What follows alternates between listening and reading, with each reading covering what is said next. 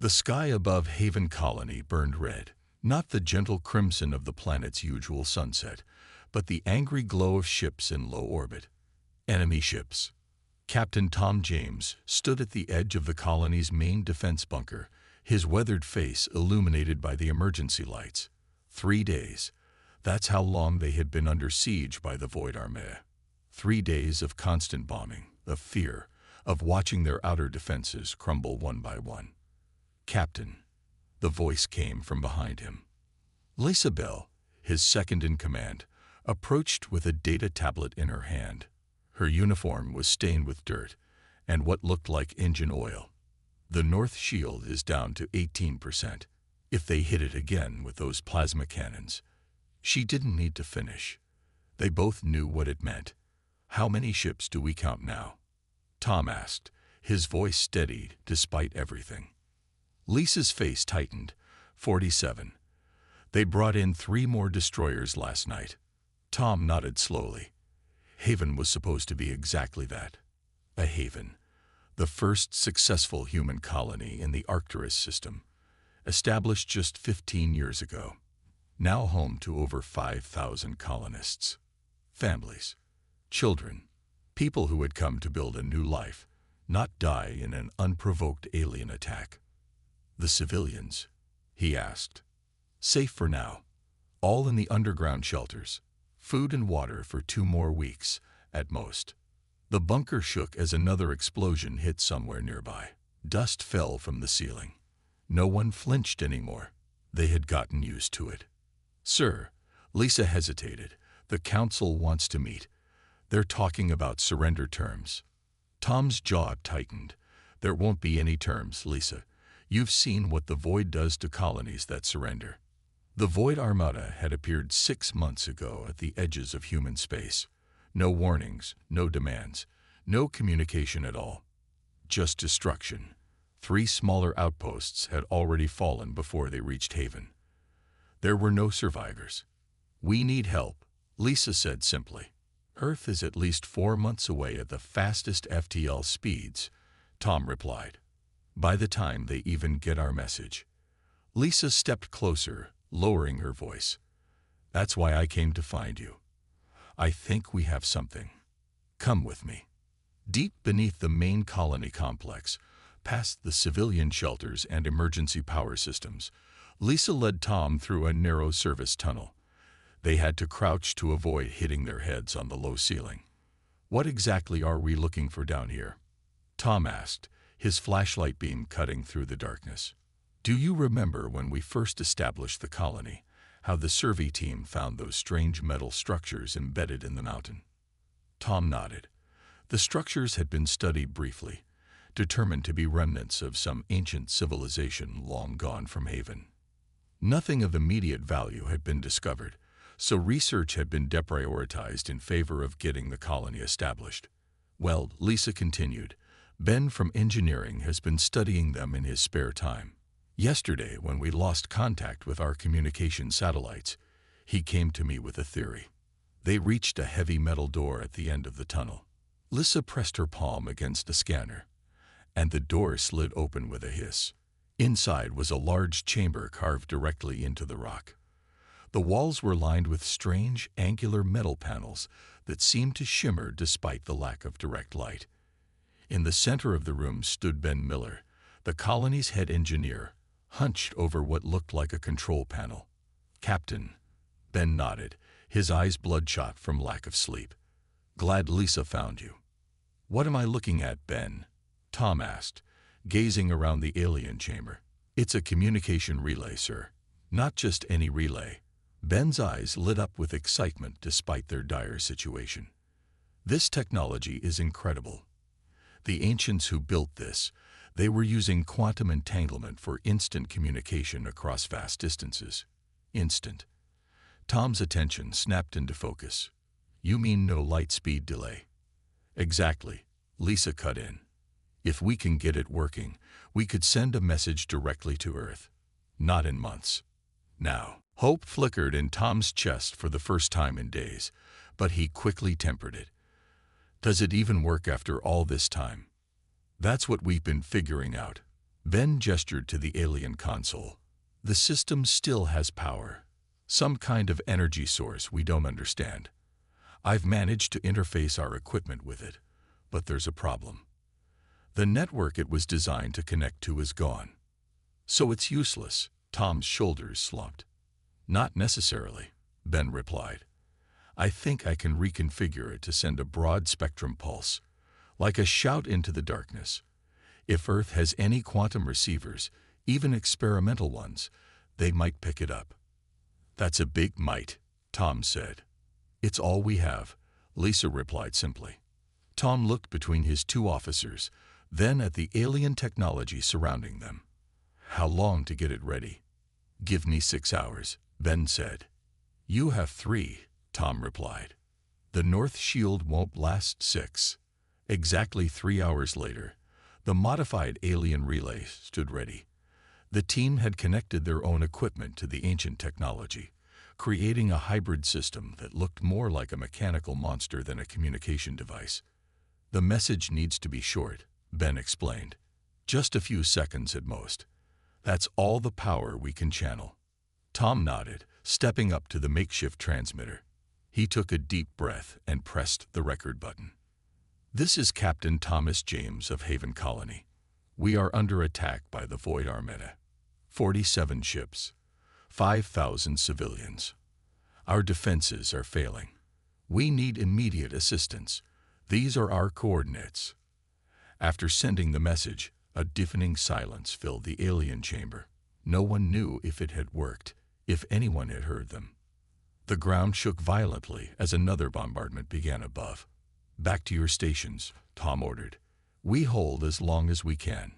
On the bridge of the Void Armada's command ship, General Drac observed the human colony with cold, calculating eyes. His gray skin reflected the glow of the tactical displays, showing the colony's weakening defenses. Their north shield is collapsing, his weapons officer reported. 2 more strikes, and we can land ground forces. Drac nodded in satisfaction. These humans are persistent, I'll give them that. But ultimately, they are no different from the others. A sudden alert caught his attention. One of his sensor officers turned with a confused expression. General, we detected a strange energy spike from the colony. Some kind of transmission. But it's like nothing we've seen before. Intercepted, Drac ordered. We cannot, sir. It disappeared, as if it wasn't bound by normal space. Drac's eyes narrowed. He rose from his command chair and approached the colony's holographic display, studying it with renewed interest. It doesn't matter, he finally said. Even if they found some way to call for help, no one will reach them in time. No one can travel faster than light allows. He turned to his bridge crew, mandibles clicking in what passed for a smile among his kind. Continue the attack. By nightfall, this colony will be nothing but ashes, like all the others. Little did Drac know that the humans of Earth had been making breakthroughs he couldn't imagine, and that Captain James's desperate call had already been received, not months later, but mere seconds after it was sent. The extinction of Haven Colony seemed certain, but far away. Something was already in motion that would change everything. The message arrived in the middle of Earth's night cycle. At Earth's military command center in the North American zone, most of the staff had gone home. Only the night shift remained, monitoring communications from the hundreds of human outposts scattered across known space. Lieutenant Dave Wilson sat at his console, fighting to stay awake. His shift would end in 20 minutes. 20 long minutes before he could head home to his apartment and fall into bed. The screens in front of him showed nothing unusual: routine check-ins, supply requests, and the occasional minor emergency that local forces could handle. Then every alarm in the command center went off at once. Dave jolted upright as his screens filled with flashing red warnings. For a moment, he thought it was a system malfunction. But then the message played. This is Captain Thomas James of Haven Colony. We are under attack by the Void Armada. 47 ships, 5,000 civilians. Our defenses are failing. We need immediate assistance. These are our coordinates. The voice was clear, as if Captain James was standing right next to him, not transmitting from a colony 4 months away at the fastest possible speeds. "Sir," Dave called out, his voice rising with urgency. "Priority 1 message from Haven Colony. They're under attack." Admiral Robert Brown was there in seconds, his weathered face stern as he listened to the message replay. "That's impossible," he muttered. "Haven is in the Arcturus system. There's no way we could receive a real-time transmission from that distance." "Sir, the quantum signature is authenticated," Dave replied, pointing to the verification codes on his screen. "This came through on a channel we didn't even know existed. Some kind of quantum entanglement that bypasses normal communication delays." Admiral Brown's expression darkened. "Get me the Joint Chiefs now." 2 hours later, the crisis room at Military Command was filled with Earth's highest-ranking military officials, their faces grim as they studied the tactical displays. 47 void ships, General Martinez stated, shaking her head. "Even if we could get there instantly, which we can't, we don't have enough forces in the entire sector to defeat a fleet that size. And Haven has no chance on their own," Admiral Brown added. "Their defenses were designed for pirates and minor threats, not a full-scale invasion." The room fell silent. Everyone knew what was at stake. Haven wasn't just any colony. It was the first successful settlement in the Arcturus system, a symbol of humanity's expansion beyond their home solar system. If it fell, other colonies would follow. "If only we could get there in time," Admiral Brown said, staring at the star map showing the vast distance between Earth and Haven. "Maybe we can." All heads turned toward the door. A young man stood there, his rumpled lab coat suggesting he'd been pulled from work.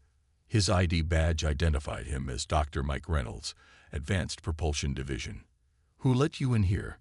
General Martinez demanded. Admiral Brown raised a hand. "I did. Dr. Reynolds has been working on a project that might be relevant." "Go ahead, Doctor." Mike stepped forward, clearly nervous to be addressing such a distinguished audience. He tapped a command into his tablet, and a hologram appeared in the center of the room, a massive ship unlike any in Earth's current fleet. "This is the Defender," Mike explained. "It's the prototype for our new line of battleships. We've been testing a new propulsion system, Project Thunderbolt. It's based on folding space rather than traveling through it. You're talking about an instant jump," Admiral Brown said, "like the transmission we received." Mike nodded eagerly. "Exactly. We've never tried it with a ship this size. But the math works. Instead of taking months to reach Haven, we could be there in minutes." "And how many of these instant jump ships do we have?" General Martinez asked. Mike's excitement faltered. "Just the one, ma'am. The Defender. And we've only done short-range tests so far. Nothing like the distance to Arcturus." "So you're proposing we send one untested ship against 47 enemy vessels?" Another general scoffed. "Not exactly," Admiral Brown said thoughtfully. "The Defender is big enough to carry several smaller ships in its launch bays, and it's armed with our latest weapons systems. It's still a suicide mission," General Martinez argued. Admiral Brown turned to Mike. "What are the chances of success, Doctor?" "Honest assessment." Mike took a deep breath. "For the jump itself, about 60%. For winning against that many enemy ships, I don't know. That depends on how good our forces are." Admiral Brown nodded slowly, then turned to face the room. "We're not sending the Defender alone. We'll load it with our best fighters and our most elite troops. If this works, we'll have the element of complete surprise. The Void won't be expecting us for months, if at all." "And who's going to volunteer for this mission?" General Martinez asked. "You're talking about testing experimental technology in combat conditions against overwhelming odds." Admiral Brown smiled grimly. "I already have volunteers." The massive launch bay of the Defender hummed with activity. Fighters were being loaded into launch tubes. Troops boarded dropships. Engineers ran final checks on systems that had never been pushed to these limits before. Captain Jack Roberts stood on the bridge, watching the preparations on the ship's main screen. At 42, He had seen more combat than most officers twice his age. When Admiral Brown had asked for volunteers, Jack had been the first to step forward. "Status report," he called out. "All systems nominal, Captain," his first officer, Lieutenant Anna Green, replied. "Engineering reports the Thunderbolt drive is as ready as it will ever be. All crew are aboard and at battle stations." Jack nodded. They had assembled the best of the best in just under 12 hours. Pilots who could outfly anything the Void could put in the air, Marines who had fought in the most hostile environments imaginable, engineers who could keep the ship running even if half of it was blown away. "And our passengers?" he asked. Anna smiled slightly. "Special forces are loaded and ready, sir. Colonel Taylor says his troops could use a good fight." Jack returned the smile. Colonel Bill Taylor and his Special Forces unit had a reputation for doing the impossible. If anyone could help the colonists on the ground, it was them. A communication alert sounded. Admiral Brown's face appeared on the main screen. "Captain Roberts, you are cleared for launch. Remember, this is a rescue mission first. Save those colonists if you can, but your primary objective is to assess the Void's capabilities and return with that intelligence if the battle goes against you." "With all due respect, Admiral," Jack replied, "we're not planning on losing this fight." Admiral Brown's stern expression softened slightly.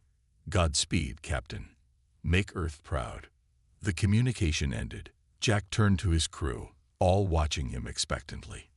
"Ladies and gentlemen, we're about to make history.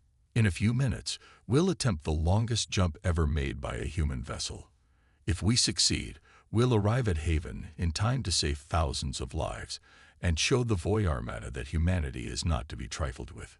He paused, looking each crew member in the eye. "I won't lie to you. The odds are against us.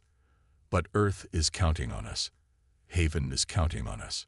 So let's show them what humanity's finest can do." Lieutenant Green straightened in her chair. "All stations report ready, Captain." Jack nodded. "Engage the Thunderbolt drive." The engines began to hum, the sound rising to a pitch that seemed to vibrate through every molecule of the ship. On the view screen, space itself appeared to bend and stretch. "Drive at maximum power," the chief engineer reported. "Preparing for jump in 3, 2, 1. The stars outside suddenly stretched into lines, then vanished altogether as the Defender and its crew leaped into the unknown, carrying with them Haven's only hope for survival. The jump was nothing like the simulations. Captain Jack Roberts gripped his command chair as reality itself seemed to tear apart around the Defender. The massive battleship shuddered violently, metal groaning under stresses it was never designed to endure. Warning lights flashed across every console on the bridge. "Status report," Jack shouted over the noise. Lieutenant Anna Green fought with her controls, trying to make sense of the readings. "Unknown, sir. We're somewhere, but sensors aren't functioning properly. The Thunderbolt drive is overheating." Through the main view screen, Jack could see nothing but swirling darkness, occasionally broken by flashes of energy that resembled lightning. They were passing through some kind of space between spaces, a realm that human eyes were never meant to see. "Engineering report," Jack called into the comm. Chief Engineer Pete Kelly's voice came back, strained and breaking up with static. "Drive. Holding, Captain. But barely. We've never pushed it this far before." She wasn't ready for a jump this long. Jack made a quick decision. All power to structural integrity, and the drive itself. Shut down non-essential systems. "Already done, sir," Anna replied. "But we're still seeing dangerous power fluctuations." A particularly violent shudder ran through the ship, followed by the sound of a distant explosion. "Damage report," Jack demanded. "Sections 12 through 15 reporting hull breaches," the tactical officer called out. "Emergency force fields are holding, but we've lost 2 of our smaller vessels in Bay 3. Jack cursed under his breath. Those ships would have been valuable in the coming battle. "How long until we reach Haven?" he asked. Anna shook her head. Impossible to say, sir. Our navigation systems can't make sense of where we are. Could be minutes, could be hours. Jack stood up, steadying himself against his chair as the ship continued to shake. I'm going to check on our troops. Lieutenant Green, you have the bridge. Try to stabilize our course if you can. Yes, sir, Anna replied, sliding into the captain's chair as Jack made his way to the turbolift. In the main hangar bay, Colonel Bill Taylor was addressing his Special Forces troops when Jack arrived. Unlike the ship's crew, these men and women seemed almost relaxed despite the violent shaking of the vessel. They had been through worse. Captain on deck. Someone called out, and the soldiers snapped to attention. At ease, Jack said, Colonel Taylor, I need a word. Bill Taylor was a tall, muscular man with a face that looked like it had been carved from stone. He nodded to his troops and stepped aside with Jack. How bad is it? Bill asked without preamble. Bad enough, Jack admitted. The ship is holding together, but the jump is putting more strain on the systems than we anticipated. We may arrive at Haven with some damage. Bill nodded, unsurprised. My troops are ready regardless. We can deploy from orbit even if the ship can't land. Good, Jack replied. But there's something else you should know. Lieutenant Smith from Intelligence has been analyzing the data we have on the Void Armée. It's worse than we thought. Jack handed Bill a data tablet.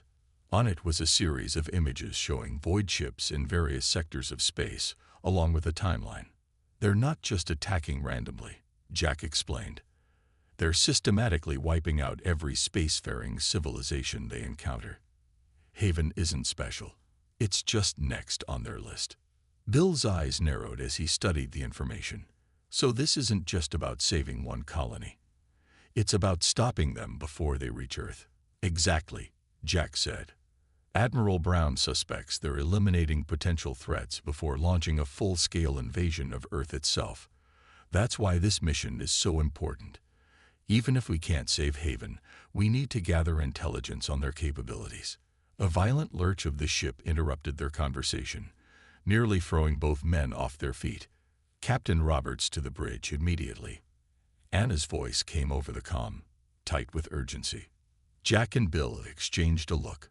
Stay ready, Colonel, Jack said before hurrying back toward the turbolift.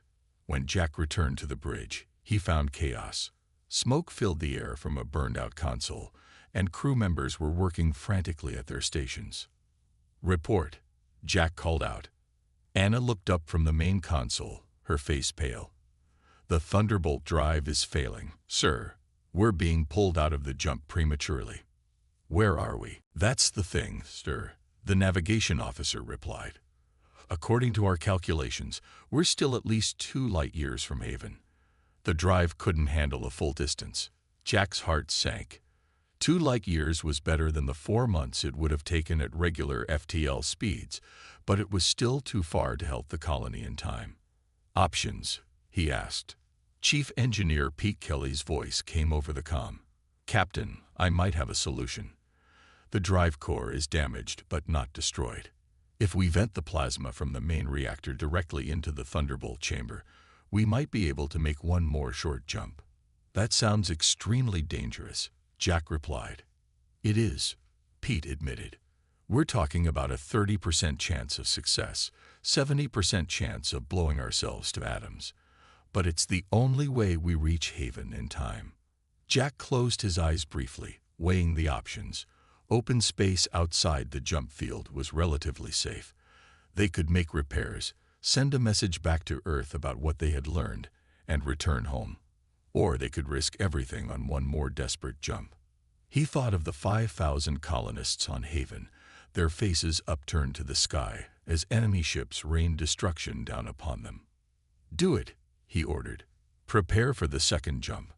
As the crew worked frantically to prepare the ship for the risky maneuver, Lieutenant John Smith approached Jack quietly. Captain, there's something else you should see, he said, offering a data tablet. Jack took it, scanning the information quickly. It was a more detailed analysis of the Void Armada's movements, compiled from the ship's long-range sensors during their brief exit from the jump field. "Are you sure about this?" Jack asked, his voice low. John nodded grimly. "Yes, sir. The data is clear. The void ships at Haven aren't just a random battle group. Based on the energy signatures and formation patterns, that's their command fleet. Their leader is there." Jack's expression hardened. "So if we can somehow defeat them at Haven, it could cripple their entire invasion plan," John finished. "But sir, even with all our advanced technology, we're still outnumbered. The Defender is powerful, but not that powerful." Jack handed the tablet back. "Then we'll just have to be smarter than they are. Get this information to Colonel Taylor and the tactical team. I want battle plans that take advantage of this." "Yes, sir." The ship shuddered again as engineers rerouted power systems and prepared for the desperate final jump. "All hands, prepare for emergency jump procedure," Jack announced over the ship-wide comm. "This will be rougher than the first one. Secure all stations and brace for extreme turbulence." As the crew rushed to comply, Jack returned to his command chair and strapped himself in. The view screen showed the swirling darkness of normal space, stars glittering against the void. "Thunderbolt drive is reconfigured, Captain," Pete reported from engineering. "Ready on your command." Jack took a deep breath. "For Earth. For Haven. Engage." The ship lurched forward as the drive activated once more, the stars stretching and twisting before disappearing entirely. The Defender shuddered violently, but this time there was a sense of purpose to their journey. They were no longer testing an unproven technology. They were bringing war to the void. On Haven, the situation had become desperate. Captain Tom James crouched behind a fallen wall, dust covering his uniform and blood caking the side of his face.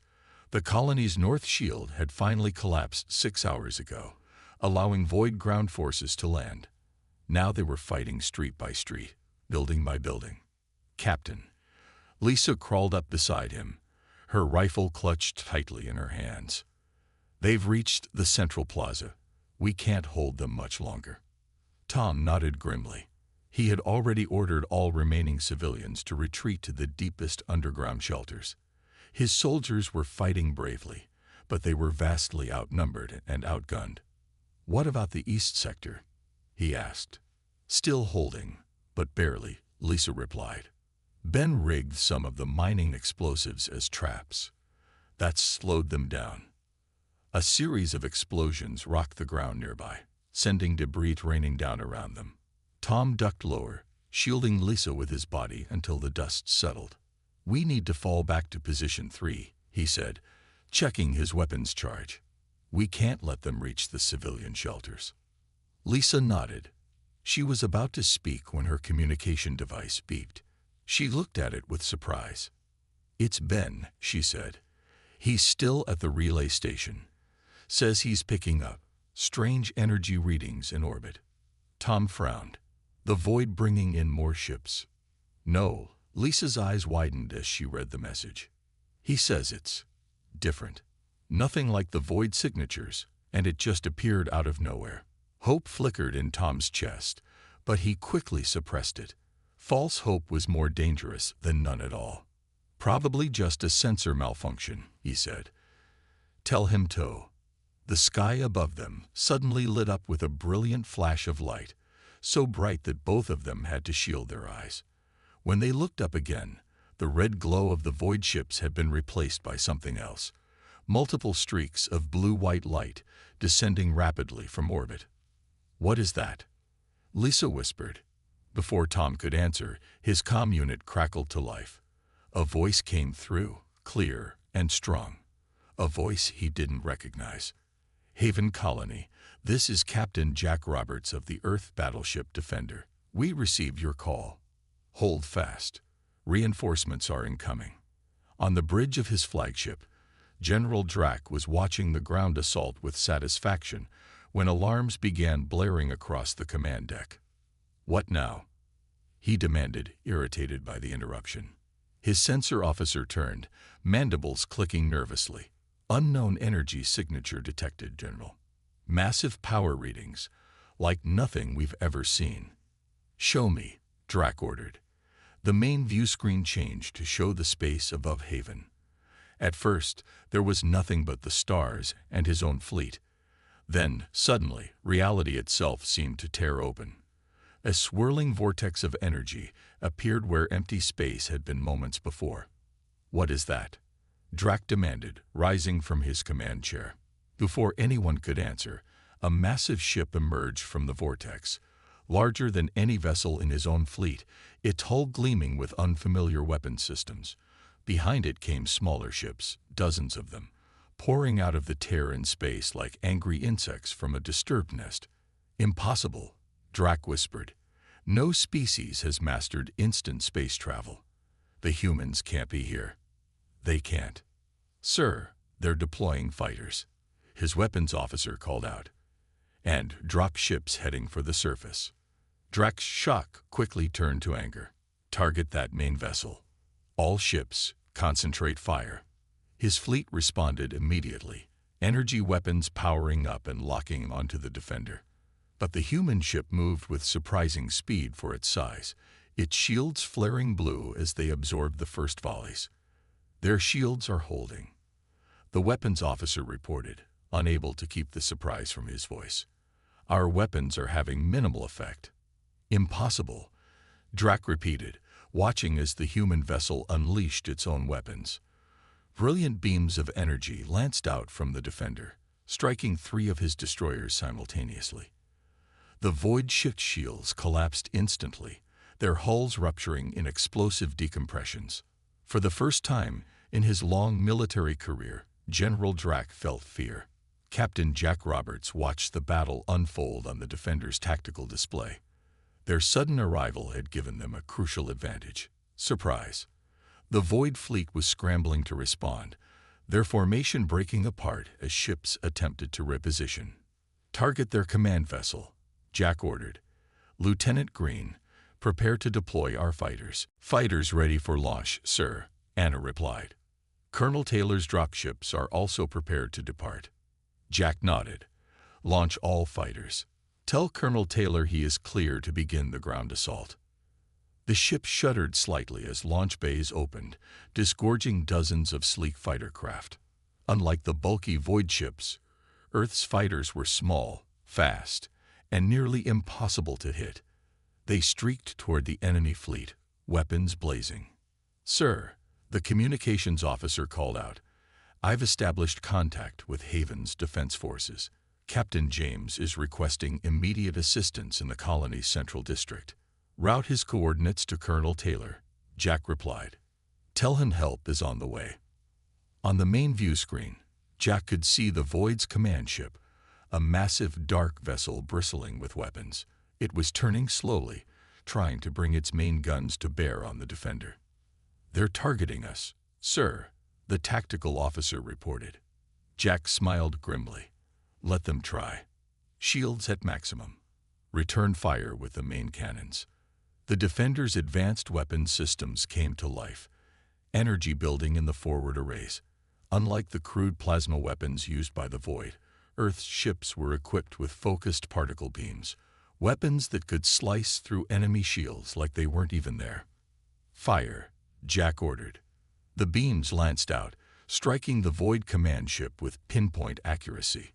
Its shields flared and then collapsed, sections of its hull peeling away under the assault. "Direct hit," the tactical officer called out. "Their weapon systems are severely damaged." "Sir, Colonel Taylor reports his forces have landed," Anna said. "They're engaging Void ground troops near the colony center." Jack nodded. The battle was far from over, but they had achieved the impossible. They had arrived in time and were now fighting back. On the surface, Tom and Lisa watched in awe as the sky filled with unfamiliar ships. At first, they had feared it was more Void forces. But then they saw the symbols painted on the hulls. Earth's emblem, the blue planet with its protective shield. "They came," Lisa whispered, tears in her eyes. They actually came. Tom couldn't believe it either. Somehow, against all odds, Earth had received their message and responded, not in months, but in days. It seemed impossible. The dropships landed in the open area behind their position, ramps descending to disgorge heavily armed soldiers in advanced combat armor. Their weapons made the colonists look like toys. A tall, imposing man approached, his helmet retracting to reveal a weathered face. "Captain James?" he asked. Tom nodded, still stunned. "Colonel Bill Taylor, Earth Special Forces," the man said, extending a hand. "Heard you folks could use some help." Tom clasped the offered hand, feeling strength flow back into his tired body. "How is this possible? How did you get here so quickly?" Bill smiled. "New technology. The eggheads call it the Thunderbolt drive. First real test run. And I gotta say, it's one hell of a ride." More soldiers fanned out around them, taking up defensive positions. Their weapons hummed with power that Tom had never seen before. "What's the situation?" Bill asked. "All business now." Tom quickly described the Void's positions, their tactics, and the location of the civilian shelters. Bill nodded, then activated his comm. "All units, move to positions Alpha through Delta. Priority 1 is securing the civilian shelters. Show these Void bastards what happens when they mess with human colonies." He turned back to Tom. "Captain, if you and your people can hold this position, we'll handle the rest." Tom straightened, newfound determination flowing through him. "We'll hold. Count on it." Above them, the battle in orbit continued to rage. But for the first time since the Void had appeared, Tom felt something he had almost forgotten. Hope. The battle for Haven unfolded across both space and ground with stunning speed. In orbit, the Defender moved with impossible grace for a vessel of its size, its advanced engines allowing it to outmaneuver the larger Void ships despite their numbers. Captain Jack Roberts stood at the center of his bridge, calmly issuing orders as the ship shuddered under enemy fire. "Evasive pattern Delta," he commanded. "Target their engines and weapon systems. Disable, don't destroy." "Sir," Lieutenant Anna Green questioned, glancing up from her console. "We need intelligence," Jack explained. "Admiral Brown wants prisoners and intact technology. Focus on the command ship." On the tactical display, Earth's fighters swarmed around the Void vessels, like angry bees, their smaller size making them difficult targets for the aliens' heavy weapons. With each pass, they struck with precision, targeting shield generators and weapon emplacements. "Sir, the Void fleet is breaking formation," the tactical officer reported. "They appear to be retreating." Jack frowned. This wasn't the behavior he expected from an armada that had conquered multiple systems without defeat.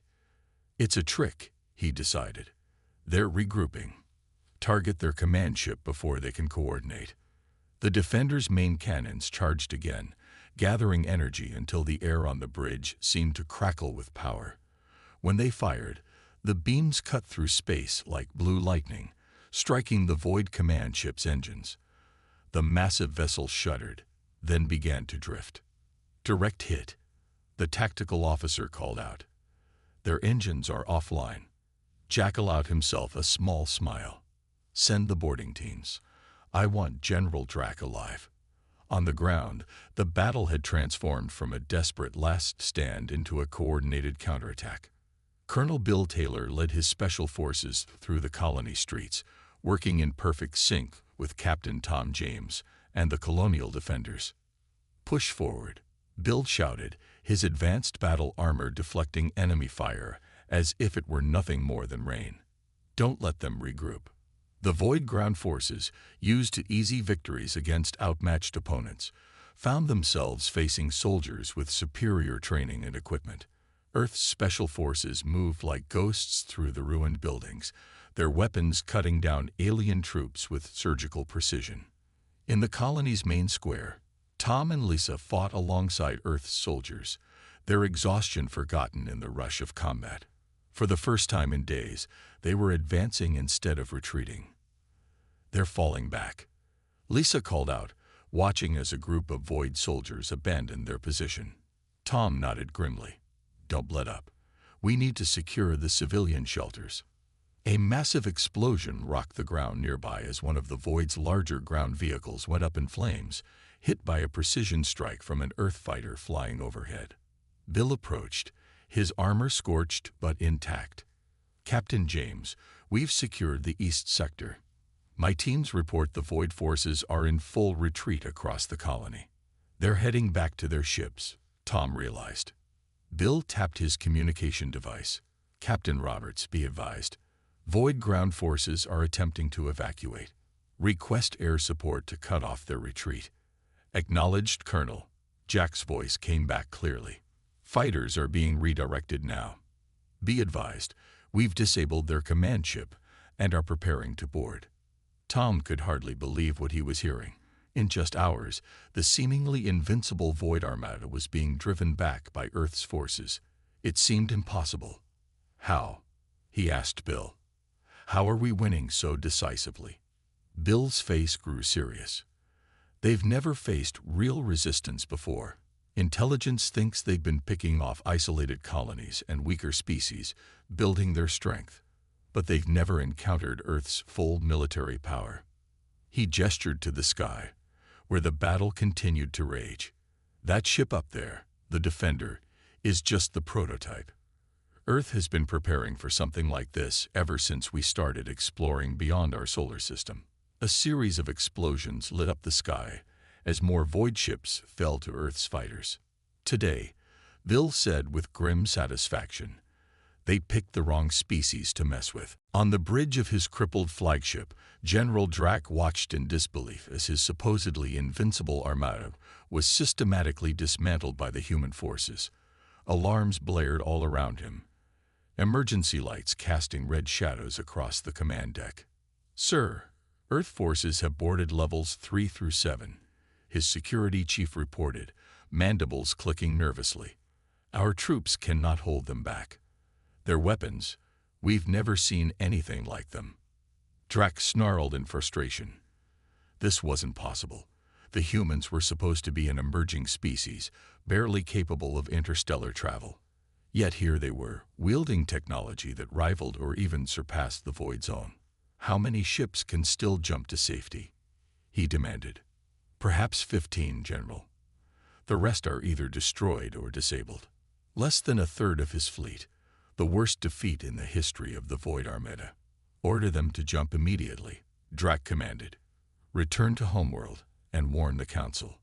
The security chief hesitated. "And you, General?" Before Drac could answer, the doors to the bridge slid open with a hiss. Earth's soldiers poured in, their weapons raised. Behind them came a tall human in a captain's uniform. "General Drac, I presume." Captain Jack Roberts said calmly, as if they were meeting at a diplomatic function rather than in the middle of a battle.